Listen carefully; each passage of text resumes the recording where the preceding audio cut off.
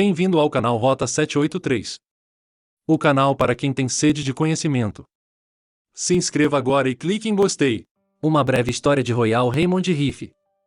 Imagine, por um momento, que você gastou mais de 2 décadas em uma pesquisa árdua e laboriosa, que você descobriu um aparato eletrônico incrivelmente simples para curar literalmente todas as doenças do planeta causadas por viroses e bactérias. De fato, é uma descoberta que poria um fim à dor e ao sofrimento de incontáveis milhões de pessoas e mudaria a vida na Terra para sempre.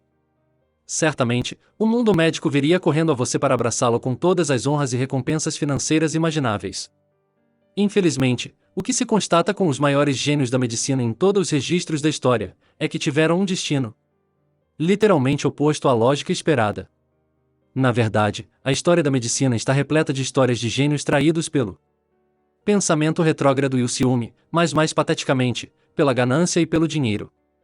No século XIX, Semmelweis enfrentou grande resistência para convencer os cirurgiões de que era uma boa ideia esterilizar instrumentos e adotar procedimentos cirúrgicos estéreis. Pasteur foi ridicularizado por anos por sua teoria de que germes poderiam causar doenças. Muitos outros médicos visionários foram parar no inferno por simplesmente desafiar a ortodoxia médica vigente, incluindo legendas como Röntgen em seus raios-X, Morton por promover a ideia absurda da anestesia, Harvey por sua teoria da circulação do sangue, e muitos outros em décadas recentes, incluindo em W.F. Coe, Revisi, Burzinski, Naessens, Priori, Livingston Wheeler e Oxey. A medicina ortodoxa altamente financeira se indigna e busca neutralizar ou destruir aqueles que desafiam seus padrões e crenças vigentes. Frequentemente, o visionário que a desafia paga um preço alto por sua heresia. Então, você acabou de descobrir uma nova terapia que pode erradicar qualquer doença microbial, mas, até agora, você e sua fantástica cura não é muito popular. O que fazer então? Bem, certamente as fundações de pesquisa e instituições de ensino dariam as boas-vindas à sua maravilhosa descoberta. Eles não estarão loucos para saber que você tem uma cura para as mesmas doenças pelas quais eles estão ganhando centenas de milhões de dólares por ano para investigar? Talvez não, se isto significa o fim dos seus ganhos fáceis. Estas pessoas têm prestações a pagar e famílias para sustentar. Pensando melhor, esqueça as fundações de pesquisa. Talvez você devesse levar a sua descoberta à indústria farmacêutica. Certamente, ela teria grande interesse nos protetores da humanidade, certo? Mas lembre-se, você desenvolveu uma cura universal que torna as drogas obsoletas, e talvez a indústria farmacêutica esteja um pouco menos do que entusiasmada a ouvir sobre o seu trabalho. De fato, os grandes chefões podem mesmo dar um jeito de assegurar que a sua tecnologia que põe fim às doenças da humanidade nunca veja a luz do dia, impedindo que ela seja licenciada pelas agências reguladoras. Agora, pressupondo que a sua surpreendente cura seja um instrumento eletrônico, o único custo será o uso da eletricidade. E ela é absolutamente segura para pacientes, que podem se recuperar sem perder os seus cabelos, vender a casa da família e perder a poupança de toda a sua vida. Assim, com a sua tecnologia, não há mais razão para as pessoas com câncer pagarem $200 mil por paciente, para ficarem com aparência de doentes semi-mortos por causa das quimioterapias, tratamentos de radiação e mutilações cirúrgicas. Pois, não parece que você encontrará muitos amigos e apoio entre os oncologistas, radiologistas e cirurgiões, etc. O que você acha? Você pode tentar os hospitais e as grandes clínicas. Mas o que será que eles acharão de uma terapia que poderá ser administrada em qualquer consultório médico, que reverte a doença antes do paciente ter de ser hospitalizado? Graças a você, os funcionários destas instituições estarão basicamente desempregados. Bem, então, que tal as empresas de seguros?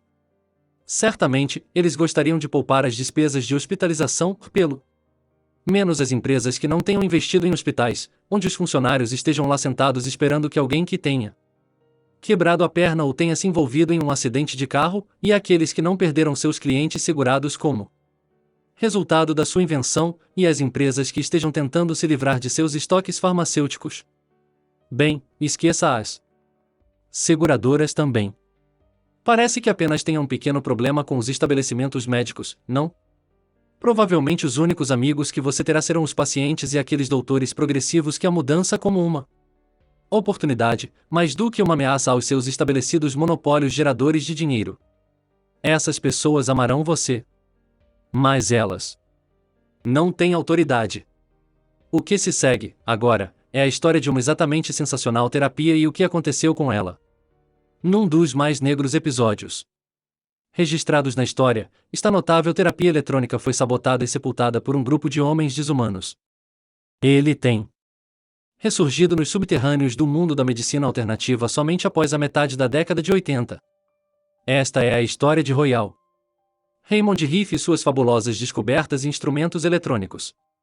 Se você nunca ouviu falar de Rife antes, prepare-se para ficar furioso e incrédulo com o que este homem alcançou para todos nós.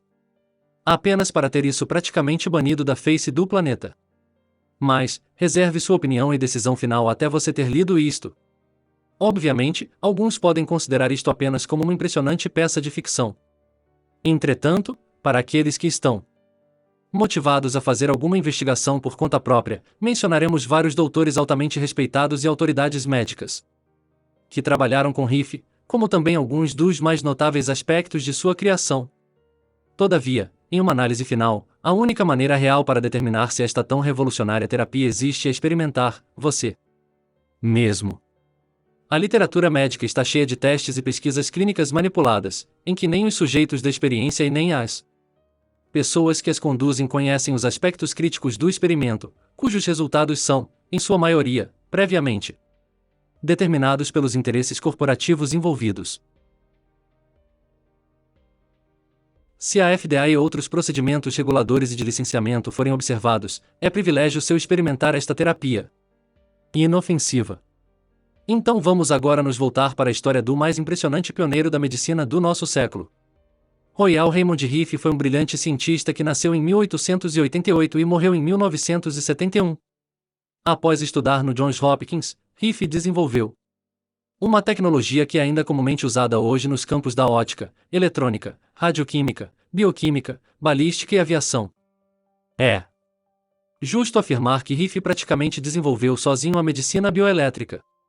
Ele recebeu os 14 maiores prêmios e honras e recebeu um doutorado honorário pela Universidade de Heidelberg por seu trabalho. Durante os 66 anos que Rife levou desenhando e construindo instrumentos médicos, ele trabalhou para Zeiss Optics, o governo americano e vários benfeitores. O mais notável foi o milionário Henry Tinkin, da Tinkin Rolamentos.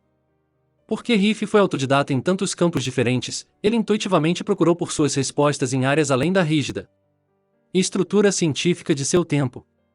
Ele se tornou proficiente em tantas disciplinas diferentes que, literalmente, teve à sua disposição intelectual, as habilidades e conhecimentos de uma equipe inteira de cientistas e técnicos de muitos campos científicos diferentes. Assim, sempre que uma nova tecnologia era necessária para desempenhar uma tarefa, Rife simplesmente inventava e então a construía sozinho. As invenções de Rife incluem um microscópio heteródino ultravioleta, um microdissecador e um micromanipulador. Quando você compreende inteiramente as conquistas de Rife, você bem pode decidir que ele teve a mente científica mais talentosa e versátil da história da humanidade. Em 1920, Rife tinha terminado de construir o primeiro microscópio de vírus do mundo. Em 1933, ele aperfeiçoou aquela tecnologia e construiu um incrivelmente complexo microscópio universal, que tinha perto de 6.000 partes diferentes e era capaz de ampliar objetos 60.000 vezes o seu tamanho normal. Com este incrível microscópio, Rife se tornou o primeiro ser humano a ver de fato um vírus vivo e até bem recentemente, o microscópio universal era o único capaz de ver viroses vivas. Os modernos microscópios eletrônicos matam instantaneamente tudo o que estiver sob ele, vendo apenas os restos mumificados e os detritos. O que o microscópio de Rife pode ver é a atividade viva de viroses viventes enquanto eles se mudam de forma para se acomodar às mudanças no ambiente, duplicam rapidamente em resposta aos carcinógenos e transformam células normais em células tumorosas. Mas como Rife foi capaz de conseguir isto em uma época em que a eletrônica e a medicina estavam apenas ainda se desenvolvendo? Aqui estão alguns detalhes técnicos para apaziguar os céticos. Rife identificou meticulosamente a assinatura, a tom espectroscópica individual de cada micróbio usando um espectroscópio com uma fenda estreita anexado. Ele então girou lentamente prismas de blocos de quartzo para focar a luz de comprimento de onda único sobre os micro-organismos que estava examinando. Este comprimento de onda foi selecionado porque ressonava com a frequência da assinatura ATOM do espectroscópio do micróbio baseado no fato agora estabelecido de que cada molécula oscila em sua distinta frequência. Os átomos que se juntam para formar uma molécula são mantidos juntos nessa configuração molecular com uma cadeia de energias covalentes que emite e absorve sua própria frequência eletromagnética específica. Nenhuma entre duas espécies de moléculas tem as mesmas oscilações eletromagnéticas ou assinatura energética. A ressonância amplifica a luz da mesma maneira que duas ondas do oceano intensificam uma outra quando se juntam. O resultado de usar um comprimento de onda ressonante é que os micro-organismos que são invisíveis na luz branca repentinamente se tornam visíveis em um brilhante flash de luz quando são expostas à frequência de cor que ressona com a sua própria e distinta. A assinatura espectroscópia. Riff foi então pode ver estes organismos, invisíveis de outra forma e assisti-los invadindo ativamente culturas de tecidos. A descoberta de Riff possibilitou a ele ver organismos que ninguém mais poderia ver com microscópios comuns. Mais de 75% dos organismos que Riff podia ver com seu microscópio universal são visíveis somente com a luz ultravioleta. Mas a luz ultravioleta está fora do âmbito da visão humana, é invisível para nós. O gênio de Riff permitiu a ele superar esta limitação pelo heteródino, que basicamente é uma técnica de combinar dois sinais para obter um terceiro sinal. Ele iluminou o microscópio. Geralmente um vírus ou bactéria, com dois comprimentos de ondas da mesma frequência da luz ultravioleta que ressonava com a assinatura do espectro do micróbio. Estes dois comprimentos de ondas produziram interferência onde eles se juntaram. Esta interferência era, em efeito, uma terceira onda, mais longa que adentrou a porção visível do espectro eletromagnético.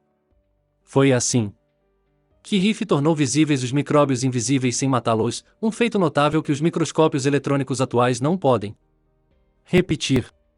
Neste tempo, Riff estava tão à frente dos seus colegas dos anos 1930 que eles não poderiam compreender o que ele estava fazendo. Sem ir ao laboratório de Riff em San Diego para ver através do seu microscópio de vírus, eles mesmos. E muitos fizeram exatamente isso. Uma delas foi Virginia Livingston. Ela finalmente mudou-se de New Jersey para Point Loma nos arredores de San Diego e se tornou uma frequente visitante do seu laboratório. Hoje, é frequentemente dado a Virginia Livingston o crédito por identificar o organismo que causa o câncer humano, começando pelas pesquisas que ela começou a publicar em 1948. Na realidade, Royal Raymond Riff tinha identificado o vírus do câncer humano primeiro, nos anos 20. Então, Riff fez mais de 20,000 tentativas sem sucesso para transformar células normais em células tumorais. Ele finalmente conseguiu quando irradiou o vírus do câncer, o passou pelo filtro ultrafino de porcelana que retia células e injetou em animais de laboratório. Não satisfeito em provar que este vírus causaria um tumor, Riff então criou 400 tumores em sucessão a partir da mesma cultura.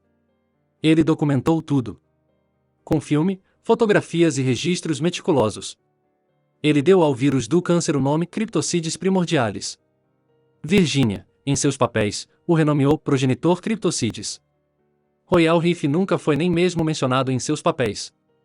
De fato, Riff raramente obteve o crédito por suas descobertas monumentais. Ele era um cientista quieto e modesto, dedicado a expandir suas 2 descobertas, mais do que ambições, fama e glória. Continue ouvindo a história de Riff no próximo episódio.